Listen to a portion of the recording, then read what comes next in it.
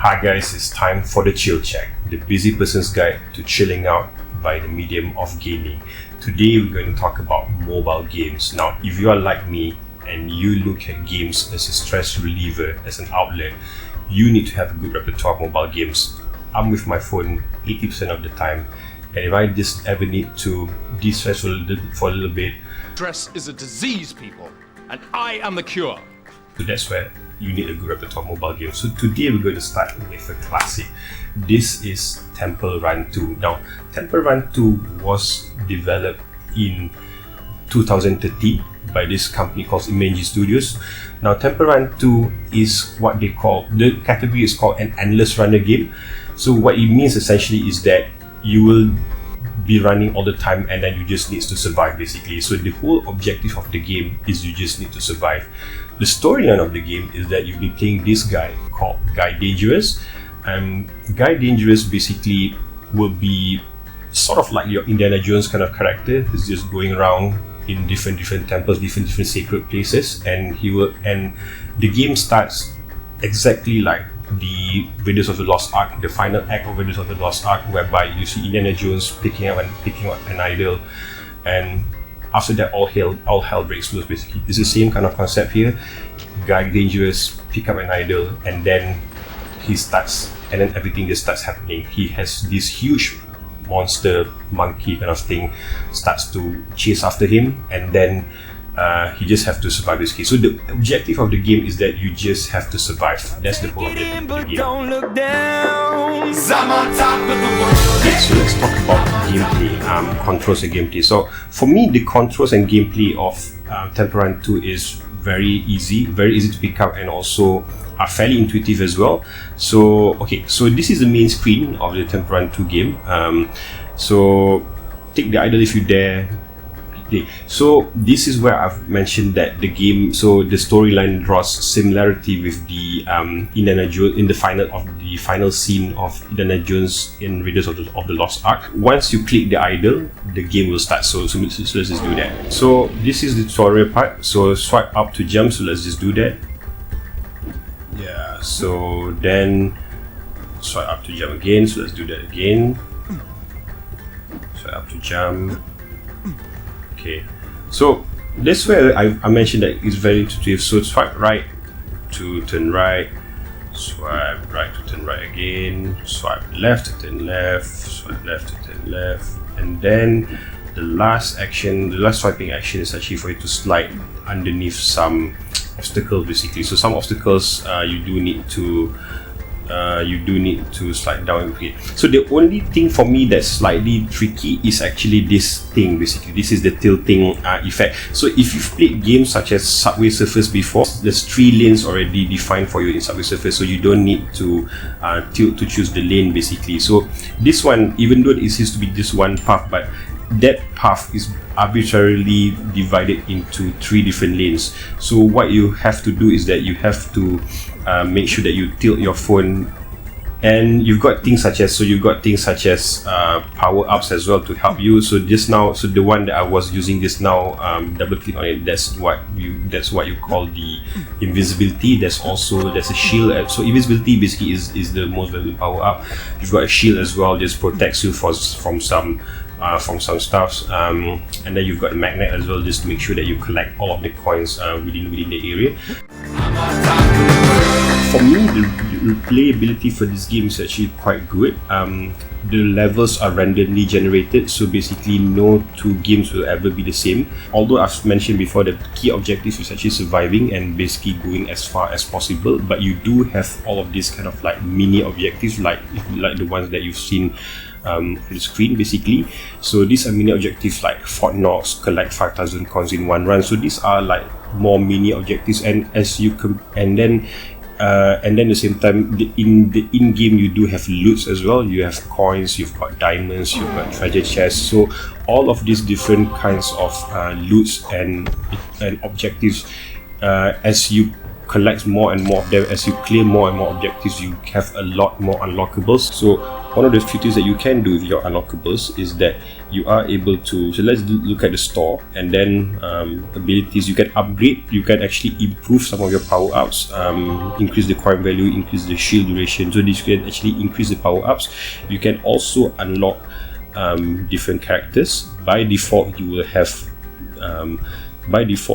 Guy Dangerous, and then Scarlet Fox is also by default as well, and then you've got Maraselva, Karma, blah, blah, blah, and then there are different kind of characters that you will unlock based on the maps. Radhi Raja and Nadine Nirmal, I think, is from the is in one of the maps as well.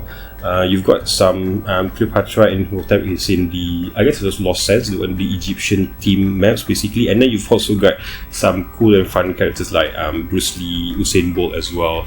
That's where the game sort of like has got this kind of like different unlockables. Some of them are unlockable by way of you collecting some artifacts, which is actually solving some of the mini objectives, clearing the mini objectives, and some of them are literally you have to purchase. Like for example, like Bruce Lee, it's cost about 99 US cents. Usain Bolt is also about 99 US cents. So that's where the game sort of, so this is like the in-game purchases, but for the most part of it, actually you are able to unlock characters as well. Maps is also another thing. You are, by default you have Sky Summit.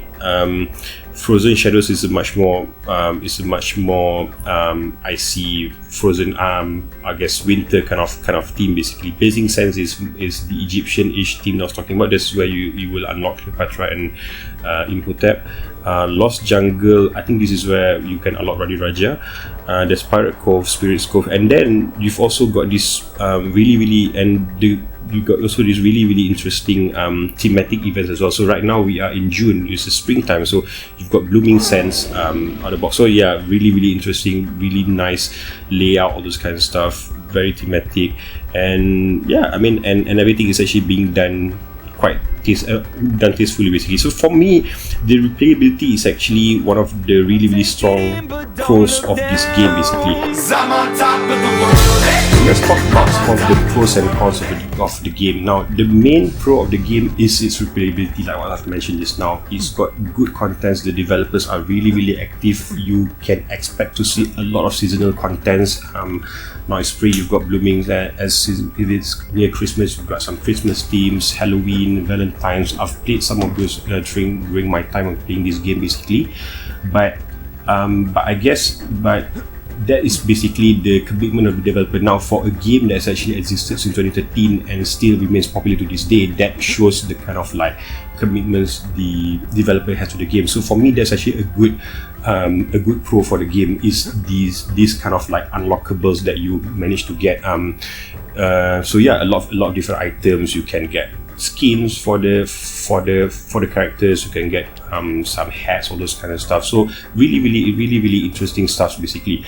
The main drawback for me is that there is no clear win objective, and there is no clear end game scenario basically. So I've been playing this game for a while. Well, I'm not that good at it basically, but I don't see a clear win objective. But true to the name, it is endless. It's an endless runner. So basically it just means that you just have to survive, and what you will get it down to the game, you just get a score, and the next time you play, you are just targeting for a higher score, and you just go along with it basically. So that's the clear part of the game. Some people will actually prefer that way, but I myself, I do want a clear win objective, just to say that yeah, actually you've achieved something to you. Maybe it's just me, but anyway, so that's just what I feel about it.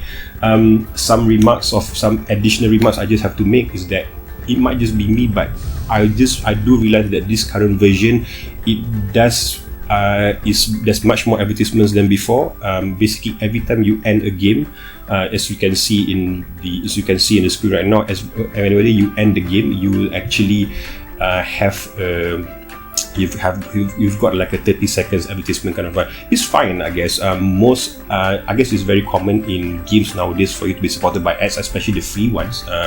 But I guess it's worth for me to inform, especially if you're thinking of picking up this game and in the early part of that learning curve, you may be a bit annoyed by these ads happening every time you end the game and whilst you're trying to pick up the game basically, so just bear in mind of that. So in summary, Temple Run 2, give it a go. It's free on the App Store. It's existed ever since 2013. There must be something good about it. For me, the two things that strike out the most, my top two things is that it, first of all, is simple enough for you to spend a few mindless minutes into it, and then at the same time as well, there's good replayability and good content commitment by the developers as well. However, the key drawback for me is that without a clear win objective or a clear win scenario, a clear end game scenario, basically, you may get tired of it after a few weeks, after a few months playing it basically. But that's just my view. Anyway, give it a go. Temple Run 2, download it, enjoy it, chill out, and enjoy the game. See you next time.